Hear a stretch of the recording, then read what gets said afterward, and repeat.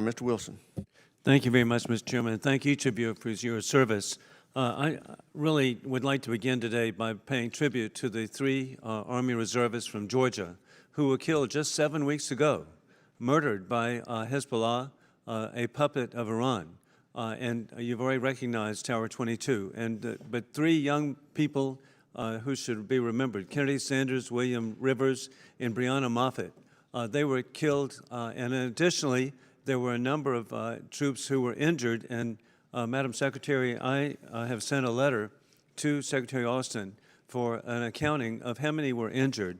What are the conditions? The American people need to know this because the puppets of Iran have every intent to fulfill their goal of death to Israel, death to America.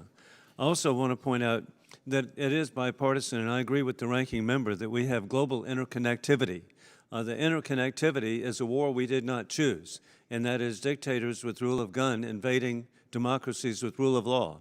It began on August 22nd, 2022, February 22nd, 2022, with war criminal Putin invading Ukraine. Then October 7th, the puppets of Iran invading Israel. And I think, sadly, much of this relates to the weakness that was shown of the appeasement by Mr. Biden in Afghanistan. 13 young Marines killed at Abbey Gate. And then I was really grateful this week with General Mark Milley and General Frank McKenzie. It was clearly identified that the decision to abandon Afghanistan was solely by Mr. Biden. Mr. Biden on August 26, 2021, blamed the military, said he had letters. That's not accurate. And indeed, it was his decision which has led to the weakness around the world and the incredible situations of instability all over the world. With that in mind, Dr. Secretary, in your testimony, you mentioned the retaliatory strikes of American forces carried out on targets in Iraq and Syria after the attack on Tower 22. It's been reported that the Iranian Revolutionary Guard instructors returned home to Iran once America announced the warning of our incoming strikes.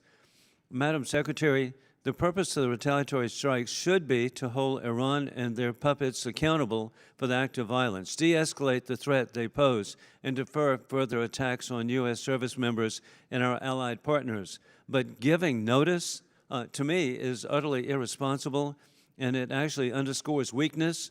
What is the purpose of giving notice? Thank you, Congressman. My understanding is the notice that was given is to our Iraqi partners, who we owe that as part of our partnership, as part of our strong relationship, and as a matter of respecting their sovereignty. Well, I just find it totally irresponsible, and really it relates also back again to the Houthi attacks, over 150 on American personnel in the past couple of months, and there's been really no response. And what they should be alerted. We know trajectory today. We knew trajectory 150 years ago, where the launch sites were. They should be notified now that there would be an immediate response and not given notice. And this is just so irresponsible. Equally, to me, General Kurilla, it's shocking to me that we have Iranian oil exports which are being used to finance the killing of Americans around the world. Are there any sanctions to stop these exports? All of the Iranian oil is sanctioned right now, Congressman. And it's sanctioned. Are there waivers? How does this occur, that there would be sales to China, to the Chinese Communist Party? Let's get real. And then additionally, we have incredible and unfortunate and irresponsible sales and exports from war criminal Putin to the world's largest democracy, India, which is inexcusable. And so what are the sanctions being waived? They're not being waived, Congressman. What's happening is Iran is evading those sanctions by using an entire ghost fleet called a dark fleet of ships to be able to go out and do ship-to-ship transfers and using other methods to bypass those to get the oil where 90% of it goes to China. And I appreciate you say China. It's the Chinese Communist Party, and they have every intent of world domination, and we should be making every intent to protect the American people and Western civilization. I yield back. I think the gentleman